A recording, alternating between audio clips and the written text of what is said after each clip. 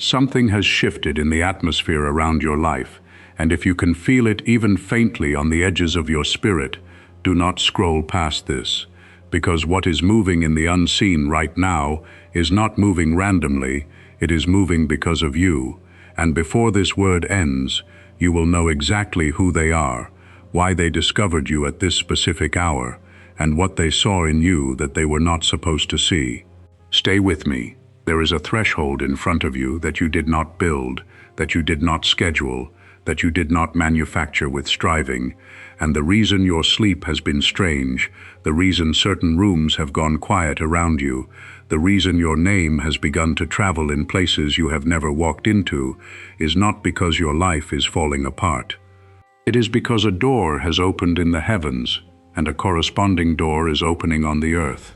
And the ones who study these things, the ones who track signs in secret, the ones who gather in circles you were never invited to, have picked up on the movement, and they are not comfortable. They are not comfortable at all. I need you to breathe for a moment, because I know something inside you already suspected this. You have felt watched without knowing why. You have felt a strange pressure sitting on your chest in the middle of ordinary days. You have felt words rise up in your mouth that were too heavy for the conversation you were in, and you swallowed them, and you wondered where they came from. Chosen one, they did not come from you, they came through you. And the ones who work in the shadow rooms of this age, the ones who bind themselves in oaths against the light, have a way of tracking that kind of movement, because it interrupts the maps they thought they had already drawn. And the map they had for your life did not include what heaven just released. Before I go any deeper, I want you to do something small, because what is coming in the next few minutes is going to press on places you have kept private for years. Comment the words "I receive it" if your spirit already recognizes this word as your own, because comments are not decoration on this channel. They are an altar of agreement, and heaven records every yes that rises from a hidden place. Let your comment be your first line of defense before I even name the thing that is coming against you. Now hear this carefully. The reason a secret society, a hidden network, an unseen assembly, whatever name it wears in your generation, is terrified of you, is not because you are loud, and not because you are famous, and not because you have credentials they respect. It is because you carry something they cannot replicate, and they only recently discovered how much of it you actually hold. They thought you were small. They measured you the way the world measures, by platform, by followers, by title, by connections, by resources, by the noise you can make in a room, and by that measurement they wrote you off years ago. They filed your name under harmless. They filed your name under contained. They filed your name under too broken to rise. And that filing is exactly why heaven was able to build so much inside you without their interference. Do you hear what I just said? Their underestimation of you was not your failure. It was your covering. But something happened recently, and this is the first thing I said I would show you. Something leaked, not from your mouth, not from your posts, not from anything you did carelessly, but from the realm of the Spirit. There was a moment, and you may not remember the exact day, but there was a moment when you prayed a prayer you did not fully understand, or you forgave a person you thought you could never forgive, or you said yes to God in a whisper when no one was watching, and that yes registered somewhere. It registered in heaven as an activation. And because heaven cannot activate something in secret without it also being sensed in the opposite kingdom, the enemy felt it too. Not the full picture, not the blueprint, just the frequency. Just enough to know that a piece on the board they had assumed was frozen had suddenly moved. Listen closely, because this next part is where it deepens. The people who oppose the purposes of God in this age are not omniscient. They are not all-seeing. They are watchers, not knowers. They read patterns. They interpret movements. They analyze what leaks from the spirit realm into the natural. And when they saw the frequency change around your life, they did what they always do. They sent scouts. They sent whispers. They sent dreams to people connected to you. Dreams meant to distort how those people see you.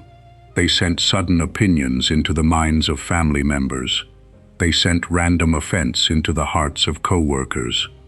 They stirred up misunderstandings in relationships that used to be smooth. They tried to isolate you because their entire strategy depends on separating a chosen one from the very ears that were supposed to confirm them. And here is the piece they did not calculate.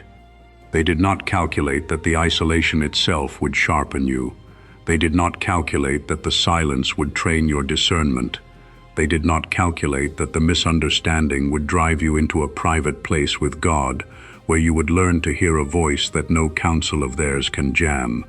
What they meant as a cage became a classroom. What they meant as exile became preparation.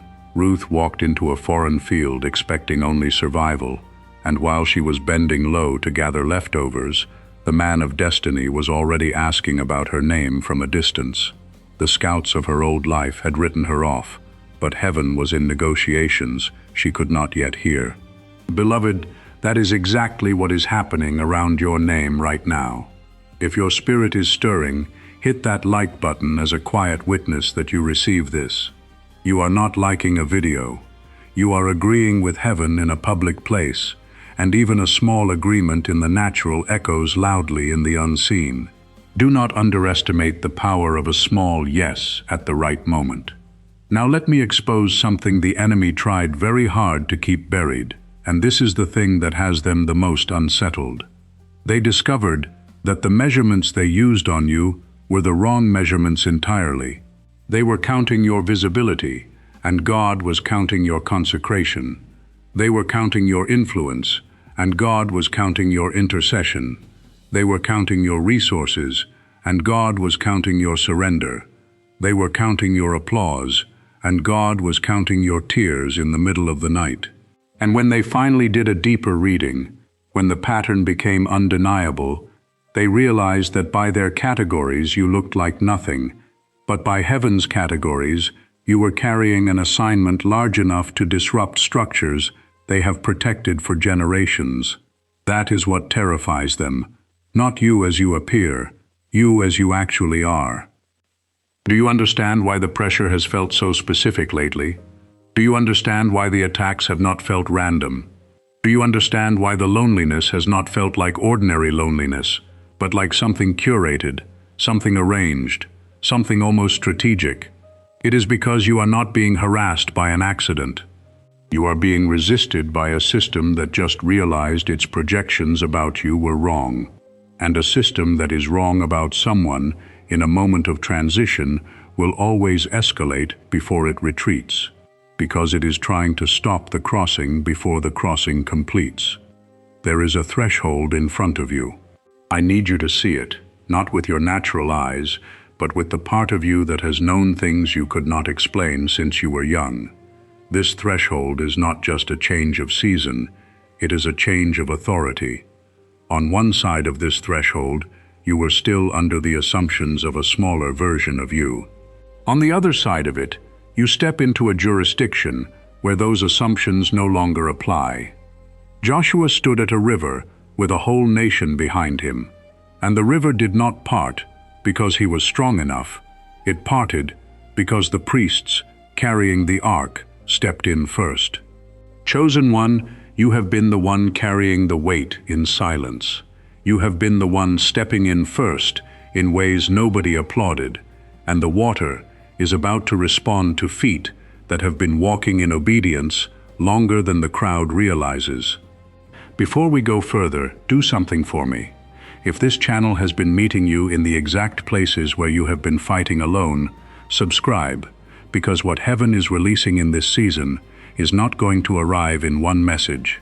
It is going to arrive in a continuity of words, and I do not want you to catch one and then wander back into the noise and lose the thread. Subscribe so the next confirmation finds you where the last one left off. This is not about numbers. This is about you staying connected to a stream that is speaking with rhythm and purpose over your life. Now stay with me, because there is one detail about this discovery they made that I have not touched yet. and it changes everything. When they realized you were more powerful than they expected, they did not just increase attacks, they also increased offers. That is the peace most chosen ones miss. Warfare does not always come as war. Sometimes it comes as an unexpected door. Sometimes it comes as a person who suddenly wants to help you. Sometimes it comes as an invitation that looks like the very break you were praying for. Sometimes it comes wrapped in flattery so specific it feels like prophecy. And you must be able to tell the difference between a door God is opening and a door being offered to you as a distraction from the door God is opening. Do not walk through every open door. I know that sounds strange after years of being told open doors are always God, but hear this carefully. Not every open door in this season is heaven. Some doors are being offered to you precisely because your enemies now understand that stopping you by force did not work, so they will try to redirect you with opportunity. And the tragedy for many chosen ones is not that they were defeated in battle, it is that they were rerouted by a good-looking alternative before their real assignment arrived. So do not react quickly. Do not confront every offer. Do not chase every open window. Do not respond in the emotional heat of a sudden invitation. Because the moment you respond in reaction instead of alignment, something activates in the unseen that I need you to understand right now. It activates a substitute path.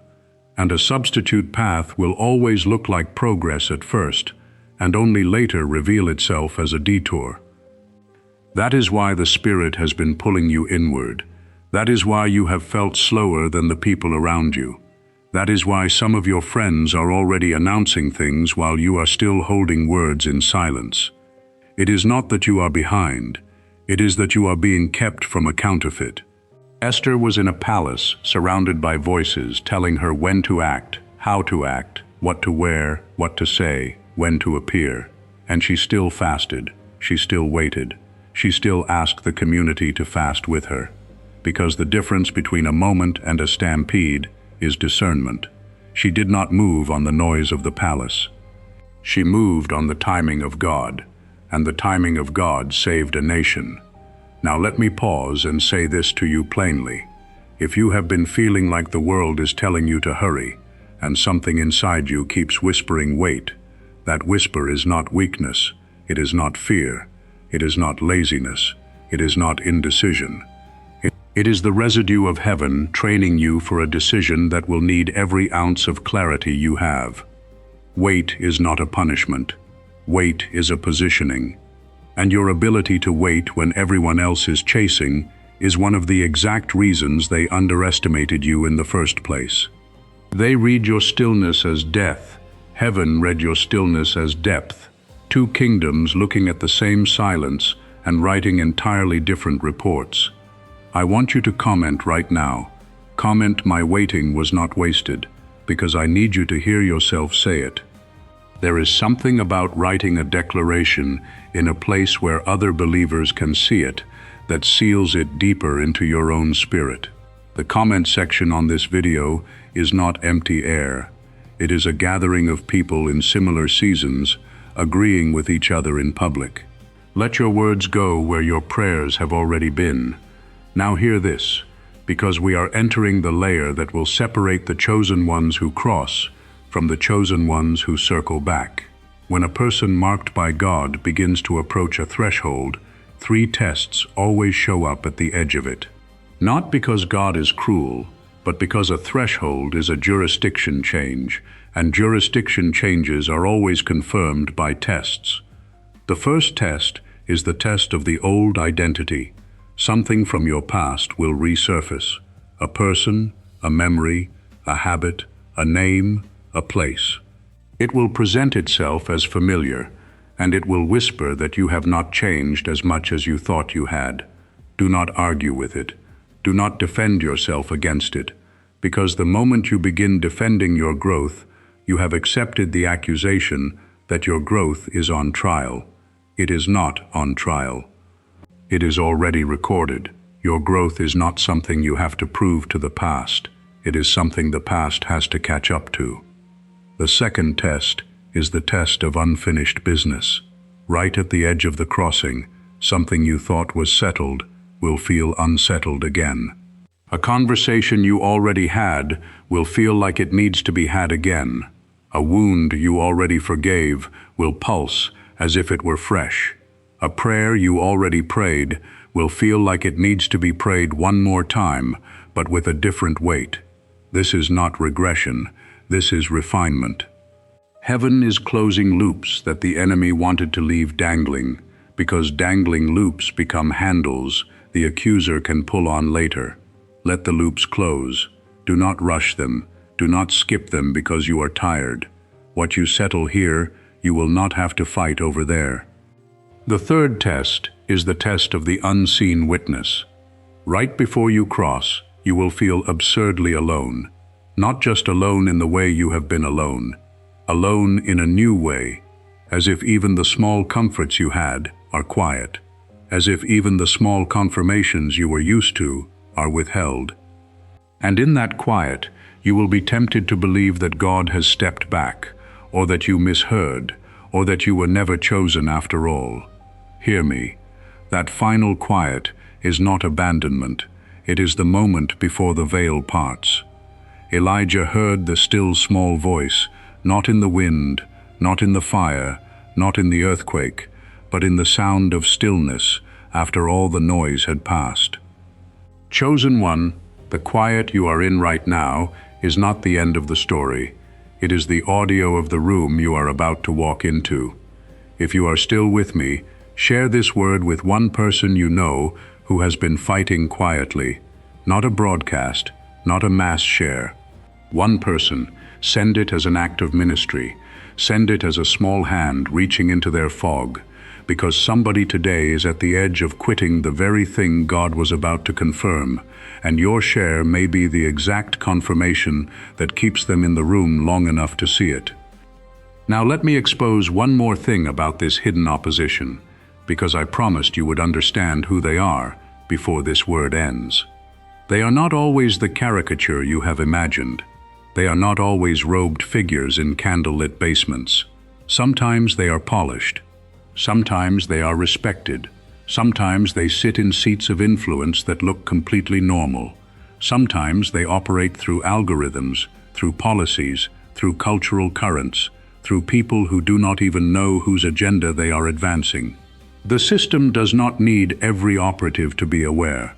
It only needs enough agreement to move. And that is why the resistance you have felt has often come from places you did not expect, from people who should have loved you, from platforms that should have promoted you, from doors that should have opened but stayed strangely shut. It was not always personal. Sometimes it was jurisdictional.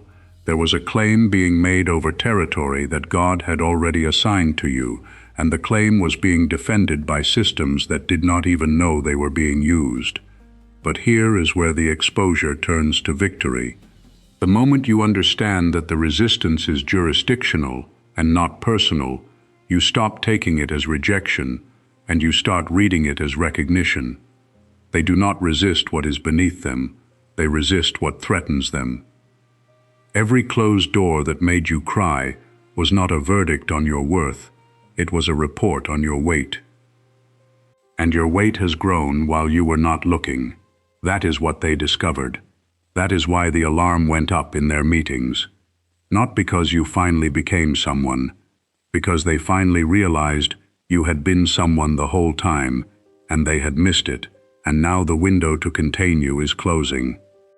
Now let me say something tender before I move into the next layer, because I know this word is heavy. You have not been forgotten. I know you have wondered. I know there have been nights when you asked God if He had forgotten your address.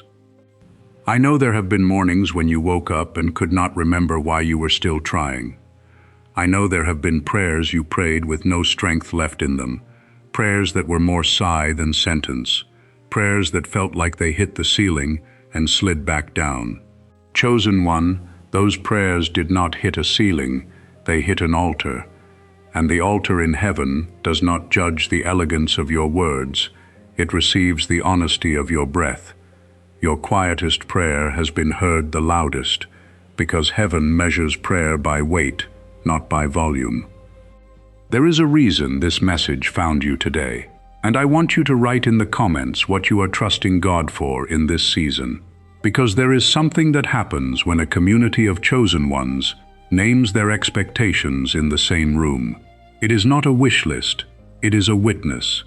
And I want you to be able to come back to this comment months from now and see the exact thing you named and see how heaven answered it in ways you did not script. Comment your expectation. Let it be specific. Let it be brave. Let it be honest. Now stay with me, because I have not yet told you what specifically they discovered about you that changed their assessment. Yes, they discovered the frequency shift. Yes, they discovered the consecration. Yes, they discovered the intercession that was happening in the middle of the night when even you thought you were just tired and awake for no reason. But there was one more thing.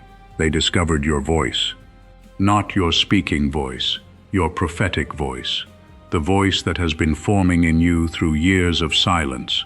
The voice that was carved by disappointment. The voice that was refined by betrayal. The voice that was tempered by long seasons of holding your peace when you could have burned bridges.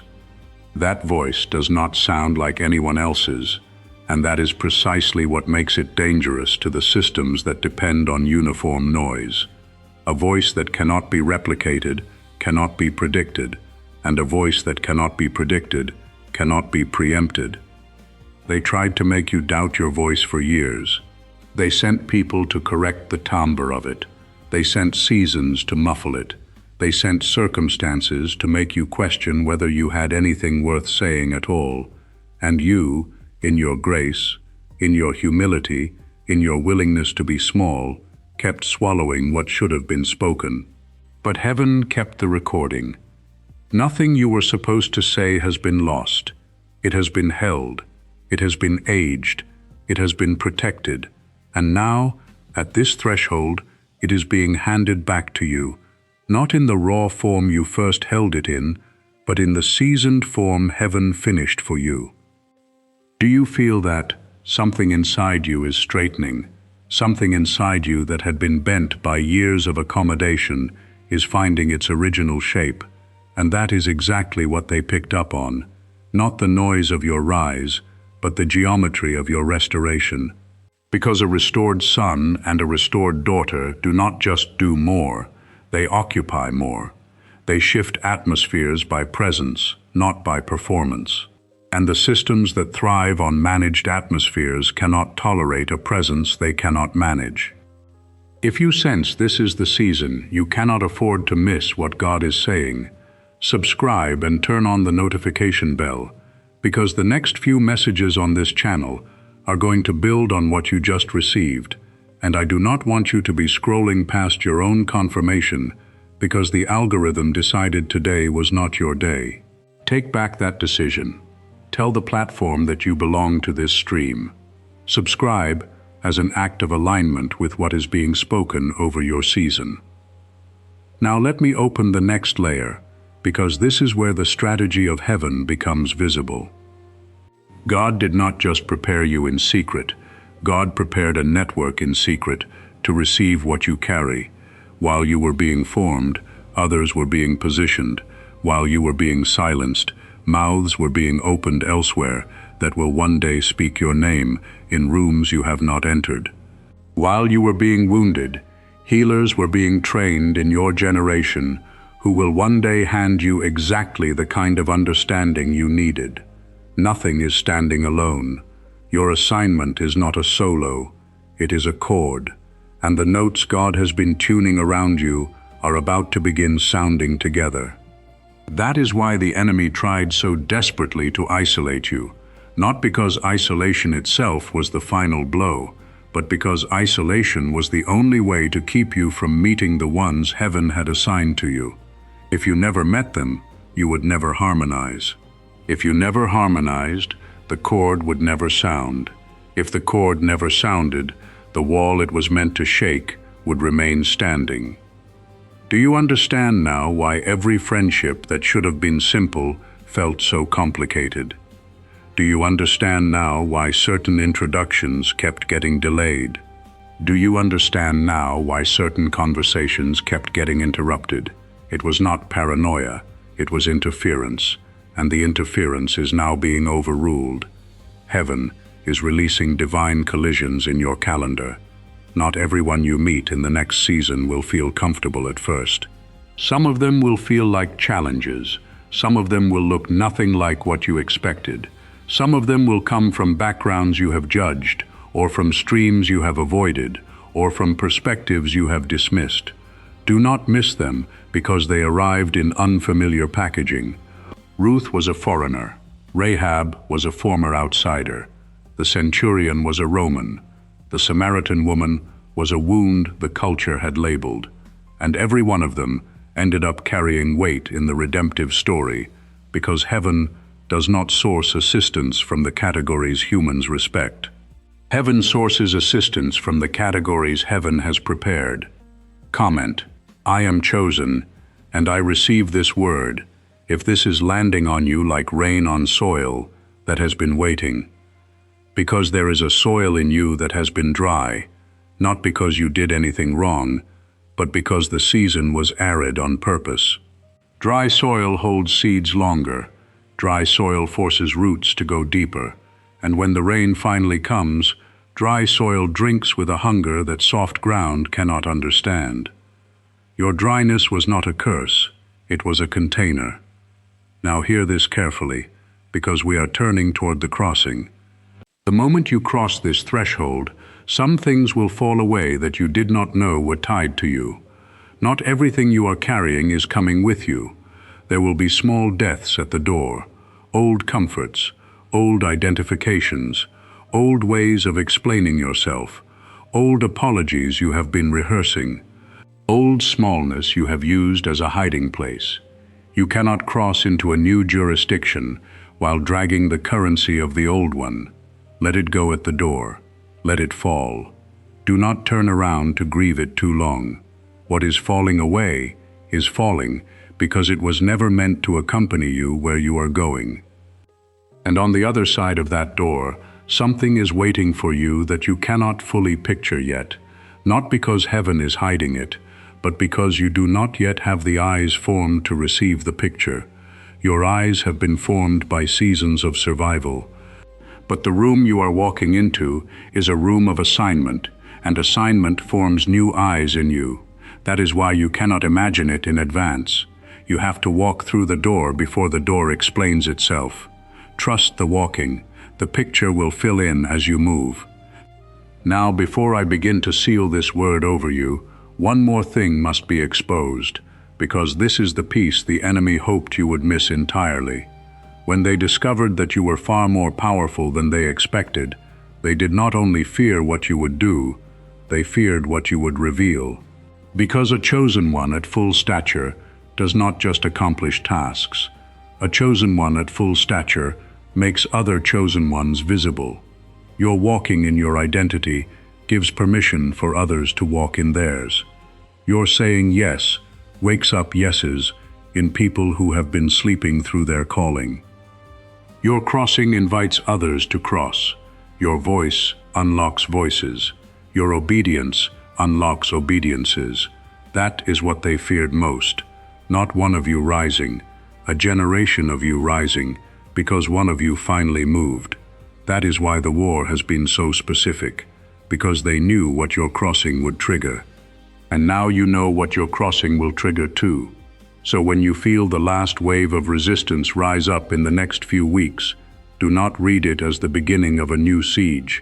Read it as the last panic of a system that already lost. They only fight this hard when they have already run out of options. Their loud is their fear talking. Their pressure is their exit strategy. And your steady is your victory. If this word has met you where you have been fighting alone, share it with one more person tonight who needs to hear that their crossing is closer than they think. This is how the network heaven built quietly begins to find itself, not through algorithms, through obedience, through one hand reaching to one hand, until a whole generation is holding the same word at the same time. That is a wall shaker. That is a system unseater. That is what they feared when they looked into the mirror of your future and saw more than one of you standing. Now stay with me, because there is one more layer that must be exposed before I turn toward the ceiling, and this layer has to do with the weapon they underestimated the most. It was not your gifting. It was not your calendar. It was not your platform. It was your worship. Specifically, it was the worship you offered in the seasons when nothing in your life looked like it deserved a song. When you lifted your hands in a kitchen where the bills were higher than the balance. When you whispered a hallelujah in a hospital hallway. When you sang under your breath driving home from a job that did not honor you. When you turned the music on in a moment you wanted to turn everything off. That worship was not just devotion, it was warfare. And they read it as warfare far more clearly than most believers do. Here is what they saw. Every time you worshipped from a place that had every right to complain, you dismantled a doctrine they depend on. Their entire strategy leans on the assumption that pressure produces bitterness, that delay produces cynicism, that pain produces distance from God. Your worship in pain rewrote their assumptions. It sent a signal into the unseen that said this one cannot be broken by the usual formulas. And when the usual formulas fail on a target of significance, the entire calculation about that target has to be redone from the beginning. That is why the reports about you have been rewritten, not once, multiple times. And each rewrite made you more expensive to oppose. Hear this carefully, because it is easy to miss. The worship you thought was small was the very thing recalibrating your file in the enemy camp. What you thought was you barely holding on was actually you leveling up in a way you could not measure. What you thought was survival was strategy. What you thought was faith on empty was faith at its most concentrated. There is a purity in a worship that has no reason but Him, and purity of that grade is not something the counterfeit realm can imitate. They can imitate anointing. They can imitate charisma. They can imitate influence. They cannot imitate a heart that keeps returning to God when the reasons to return have dried up. That is uncopyable currency, and you have been storing it in a vault that only opens in seasons like this one. And there is something else I have not said yet, and it is about the dreams. I know some of you have been having dreams you have not had words for.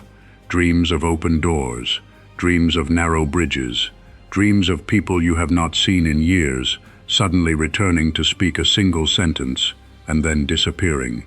Dreams of water rising, of clocks moving in strange rhythms, of your own name being called by a voice you almost recognized. Chosen one, those dreams are not random neural noise. They are briefings. Heaven is briefing you in your sleep because your waking hours have been too crowded, too tired, too full of other people's demands to receive the full download. Do not dismiss what visits you at night.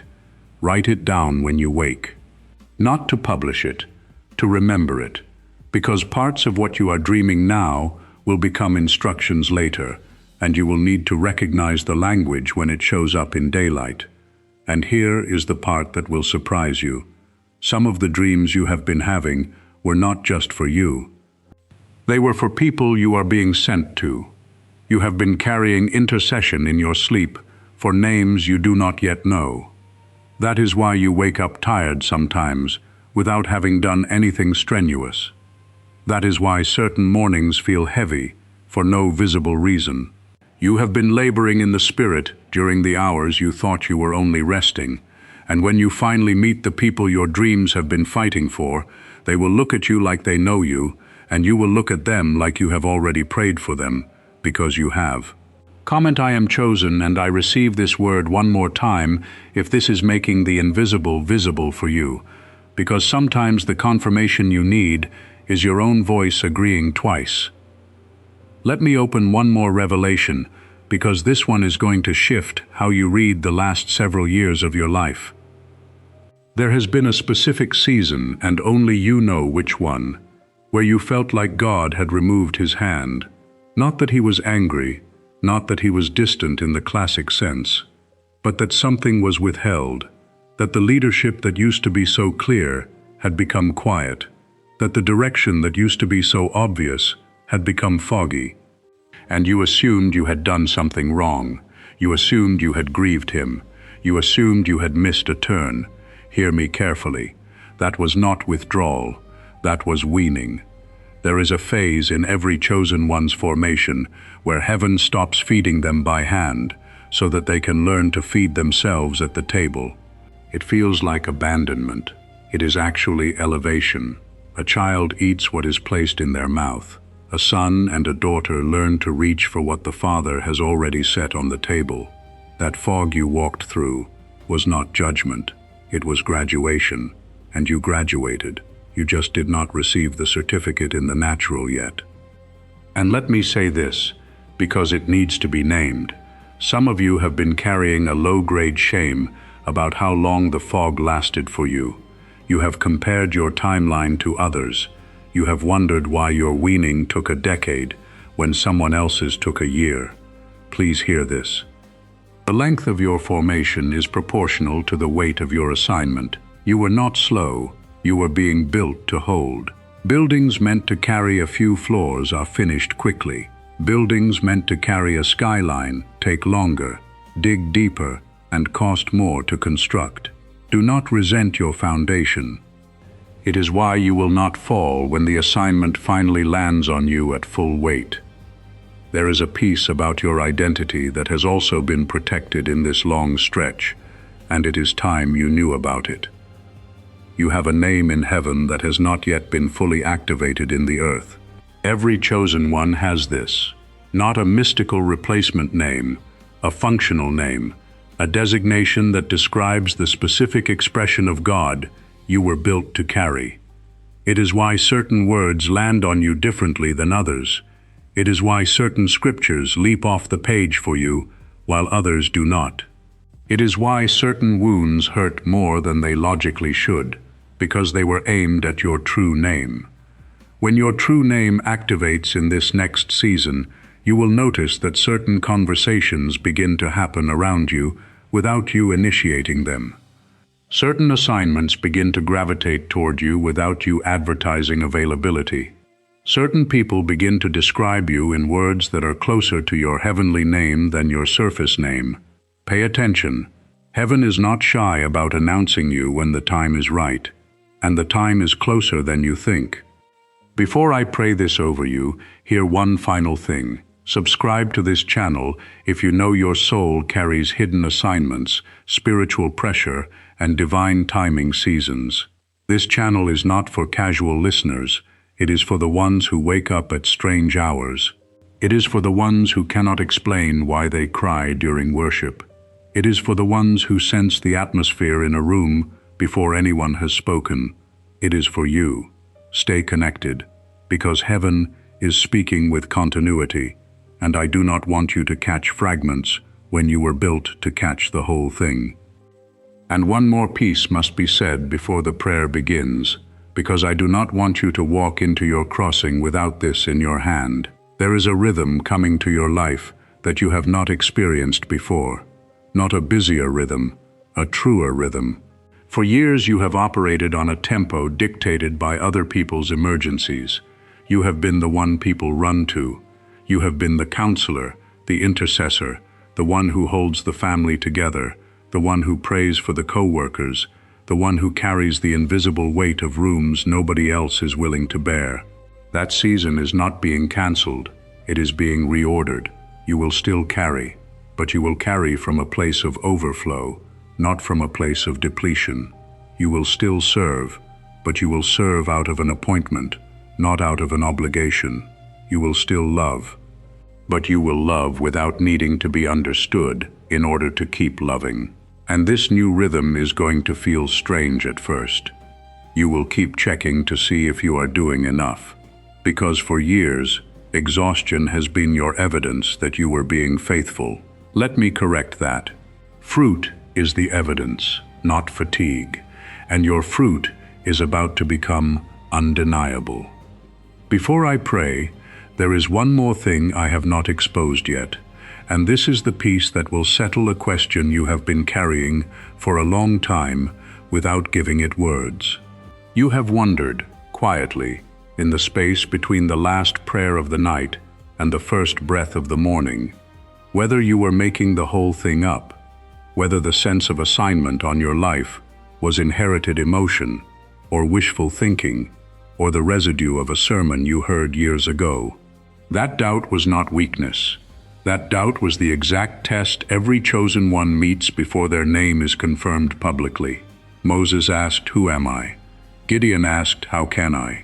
Jeremiah said, "I am only a child." Mary said, "How can this be?" Every single one of them met the same question you have been carrying. And every single one of them received the same answer, though in different accents. The answer was never a resume. The answer was always a presence. God did not answer Moses with a description of Moses. God answered Moses with a description of God. I am that I am. Chosen one, your assignment is not confirmed by a checklist of your qualifications. Your assignment is confirmed by the God who stands behind it, and He is not moving. Hear this also, because it will guard you in the weeks ahead. When the crossing is complete, there will be a temptation to explain it, to tell people how it happened, to recount every detail so they understand the miracle. Be careful there. Not everything heaven does for you is meant to be narrated to everyone. Some of what God has done and is about to do belongs to a small circle, and telling it in the wrong room will not amplify it. It will dilute it. Mary treasured these things and pondered them in her heart. She did not run through the village announcing every angelic word. She held some things privately until the fullness of time made them safe to say. You will need to learn to do the same, not because you are being secretive, because you are being sacred. There is a difference between hiding and stewarding. Learn it. And one last revelation, because this one is going to change how you walk in the room you are about to enter. The authority you are stepping into does not sound like the loudness of the world. It sounds like a quiet certainty that does not need to argue. You will notice this in yourself. Where you used to feel the pull to defend, you will feel a settled silence. Where you used to feel the need to explain, you will feel a peace that lets the misunderstanding stand for a moment until God clears it Himself. Where you used to feel provoked by small offenses, you will feel a strange composure that surprises even the people who thought they knew you. That composure is not you becoming less passionate, it is you becoming more governed. You are being brought under a jurisdiction where your reactions are no longer for sale to the highest bidder in the room. That is what real authority looks like, not thunder, governance, not volume, verdict. And you are being trained to carry the verdict of heaven in a voice that does not have to raise itself to be respected. Hit like on this video as your quiet yes to this, not for the algorithm. For the record, let your like be a small witness that you agreed with heaven on the day this word met you, so that when you look back 6 months from now, you have a marker of the exact moment you said yes. Markers matter. Stones of remembrance matter. Joshua built them for a reason. You need yours too. And there is one final layer I must place in your hand before the prayer begins, and it has to do with the specific weapon that will be handed to you as you cross. Every chosen one who steps into a new jurisdiction is given a weapon suited to the terrain they are entering. David had a sling because the giant needed a stone. Moses had a rod because the sea needed a signal. Esther had fasting because a palace needed piercing. The weapon you are being handed for the season ahead is not going to look like a weapon at first. It is going to look like a boundary. A simple, unapologetic boundary. The ability to say no without a paragraph of explanation. the ability to close a conversation without needing the other person to agree that it should be closed, the ability to remove yourself from a dynamic without narrating your exit. That boundary, held in the strength the Spirit is placing in you, will do more damage to the plans of the enemy in 6 months than a decade of striving ever did. Because the enemy's access has always been through your inability to say no, and when that door closes, entire strategies collapse behind it.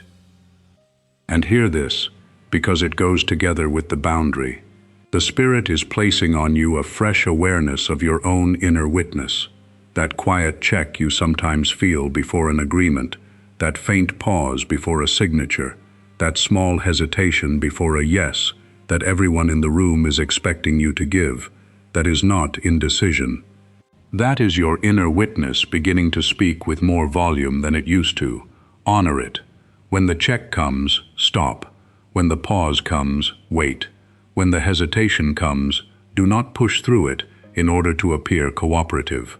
That inner witness is a gift being sharpened in you for the exact rooms you are about to walk into, rooms where being agreeable in the wrong moment could cost you the very thing God is trying to hand you. The people who cannot read the room in the Spirit will be swept along by the tide of it. You will not, because you are learning to hear the whisper under the noise, and the whisper is Him. And here is the last revelation I will place in your hand before I begin sealing this, because it will change how you interpret the very next opposition that rises against you. There is a specific pattern the enemy uses at the final edge of a threshold, and it is subtler than the earlier attacks. It is not loud, it is not obvious. It arrives as a strange, quiet fatigue, a tiredness that does not match your schedule, a heaviness that does not match your circumstances, a dullness that settles over the very promises that used to light you up. And in that fatigue, you will be tempted to conclude that the fire has left you, that the passion has died, that maybe you outgrew the calling, or the calling outgrew you. Hear me carefully. That fatigue is not the end of your fire. It is the pressure just before the crossing, and it is being applied deliberately, because a chosen one who quits at the edge is a chosen one whose crossing is postponed, not cancelled, but postponed, and the enemy does not need to defeat you. He only needs to delay you long enough that the appointed moment passes without you in it. Do not let him have that. Push through the fatigue with a stubbornness that has nothing to do with your emotions. Cross while tired, cross while unsure, cross while the fire feels low, because the fire is not gone. It is banked, and banked fire flares back to full flame the moment the new ground is under your feet. And now I am going to pray, not as a formality, as a sealing, because the words that have been spoken over you tonight need a covering before you close this video and step back into your daily life. Bow your head where you are, put a hand over your heart if you can, and let this prayer land on you as a threshold blessing, a commissioning, and a covering all at once. Father, I stand in agreement with the one listening to this word. You have known them before their name was ever spoken by human lips. You have known the exact number of tears they have released in secret, the exact number of prayers they have breathed without words, the exact number of times they chose obedience when disobedience would have been easier. You have missed nothing. And now, at this threshold, I ask you to seal every revelation that has landed on them tonight. Seal it in their spirit, seal it in their memory, seal it in the deepest places of their identity, where the enemy has tried to write his lies, and let your writing become the writing that they read from now on. I break every assignment of confusion that has tried to blur their sense of timing. I break every whisper of unworthiness that has tried to convince them they are not the one this word is for. I break every strategy of counterfeit doors that has tried to reroute them from the true door you have opened. I break every isolation that has been used to keep them from the divine connections you have prepared. I break every voice that has tried to shrink them into a version of themselves they were never meant to inhabit. And even as I break these things, one more thing is being loosed over them right now, and I want them to feel it. A boldness is being loosed that will not need permission from the room to speak. A discernment is being loosed that will read atmospheres in seconds. A clarity is being loosed that will separate the counterfeit from the true with a precision that surprises even them. I release the strength of a Joshua at the water for their feet. I release the timing of an Esther in the palace for their words. I release the endurance of a Ruth in the field for their patience. I release the boldness of a Nehemiah on the wall for their focus. I release the intimacy of a Hannah in the temple for their prayer life. And I release the courage of a David in the cave for their private consecration. Let them walk in these strengths, not as costumes, but as characteristics that were always inside of them, waiting for this moment to be uncovered. Father, for every hidden meeting that has been held about them in rooms they were never invited to, I ask you to overrule, not with noise, with sovereignty. Let every plan that was designed to slow them down become the very ground they run on. Let every trap that was set become the trampoline they rise from. Let every whisper that was spoken against them return to the mouth that spoke it, not as vengeance, but as evidence. And let their crossing this week, this month, this season become a public sign to a private network of chosen ones that the door they have been waiting on is opening. I cover their sleep, I cover their mornings, I cover their conversations, I cover their calendars, I cover their thoughts before they become words, and I cover their words before they become decisions. I cover the people around them who love them but do not fully understand them. I cover the ones who will be sent to them soon. I cover the ones who will be removed from them soon. Both are grace, both are yours. And now, chosen one, hear this final thing from me before the Amen. You are not walking into your next season alone. You are walking into it accompanied by a company you cannot see, but who see you clearly. Your ancestors of faith are cheering. Your intercessors, known and unknown, are agreeing. Your angelic assignment is standing ready, and the Spirit of the living God is not behind you pushing. He is beside you walking, and He is ahead of you making a way.